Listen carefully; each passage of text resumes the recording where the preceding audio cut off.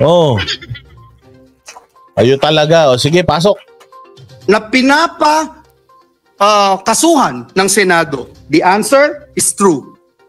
Kasama din po ba ang kumpanya niya dito po sa kontrobersyal na DepEd laptop scam? Ang sagot po, true. Pinakakasuhan din po ng Senado ang kumpanyang ito. Napakadami pong BIR cases. Madali po maghanap, Mr. President. Madali po kuhanin ang panig ng mga taga-BIR.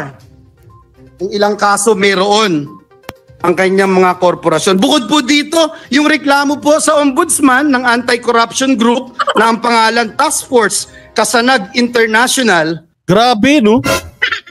Si Suarez may kaso sa ombudsman. Si Elizalde may kaso sa ombudsman.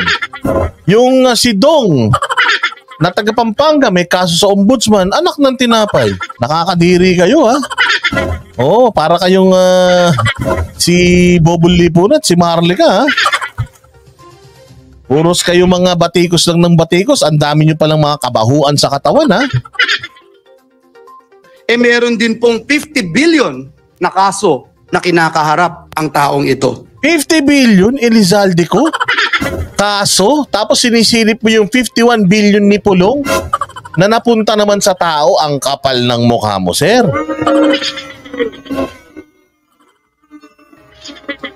Ang lupit mo. Kaya naman pala alam mo lahat ng kabulastugan. Kaya naman pala ang galing mong manilip ng mali. Pucha, expert ka pala sa paggawa ng mali. Mr. President, kung maglalabas po kayo ng baho, Mr. President, dapat naman siguro maligo ka muna. Ang masaklap po, Ginoong Pangulo, sa kabila po ng track record na ito ni Mr. Zaldico, ang masaklap po, inappoint po siya ng Kamara de Representantes bilang tagapagbantay ng kaban ng bayan. Tayo dyan. Pucha, ganun pala ngayon sa bayan natin. Hoy, Romualdez, ano ka ba naman? Bakit magnanakaw yung pinagbantay mo ng yung pinagbantay mo ng bangko, magnanakaw? Hindi, may kaso. Sorry. Na-carried away ako. Hindi kasi ang hirap naman nun. Kumbaga parang, Boss Dada, magbantay ka ng tindahan. Pucha, tapos si Boss Dada bulag. Ano niya mababantayan yung tindahan kung bulag siya? O ganun din yun. Ikaw magbabantay ng kaban ng bayan tapos may kaso ka ng 50 billion ng kakurakutan sa ombudsman? Abay, napakagaling mo, Romualdez, pumili ng tao.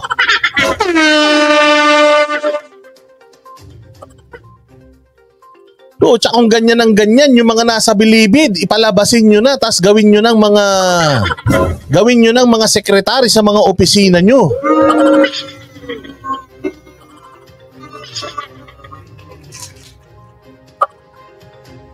Hayop naman talaga, no?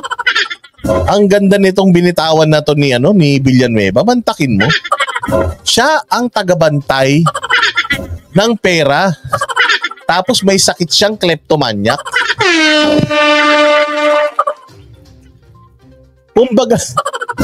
Kumbaga si Lupin III.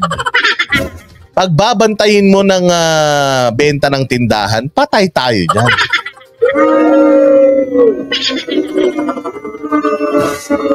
Yan ang sinasabi ko. Alam nyo kayong mga congressman, lagi kong sinasabi na kapag nagsalita kayo ng mga ganyan, ang maniniwala sa inyo, yung pamilya nyo lang, at saka yung mga mangilang-ngilang constituents nyo, at saka itong mga kasamaan nyo sa Kamara.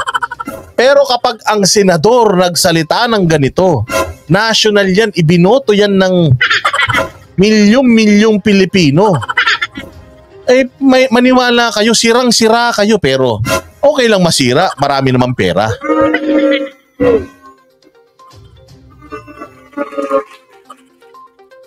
Grabe. Ang kakapal ng mga mukha. Oy, good job ka dito, Villanueva, ha?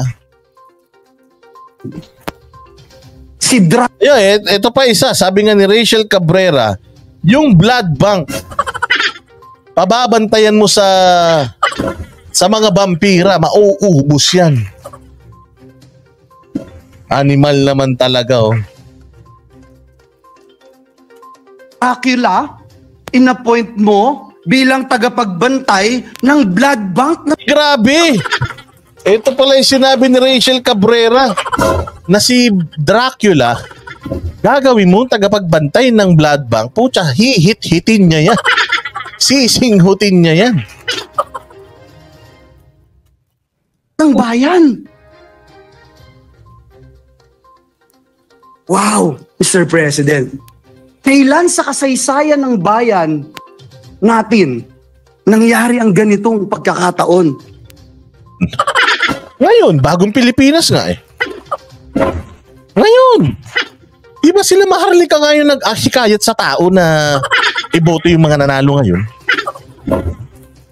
Kasalanan ba ng Banateros yan? Hindi. Binoto namin si Isko eh.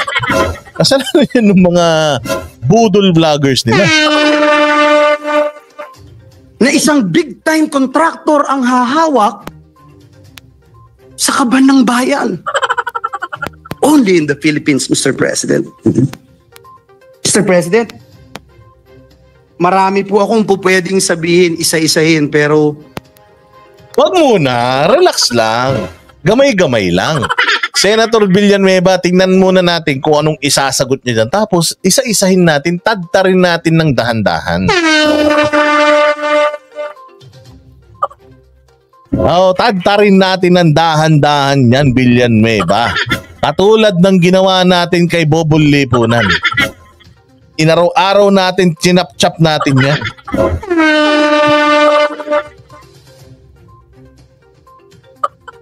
Sabi ni Caroline, so boss, ano gagawin ng Pilipinas niyan? Kaya namimihasa, wala din naman aksyon. Sana kagaya tayo sa Japan, kulong agad ang mga durobo kahit anong posisyon mo. Eh ayun na nga.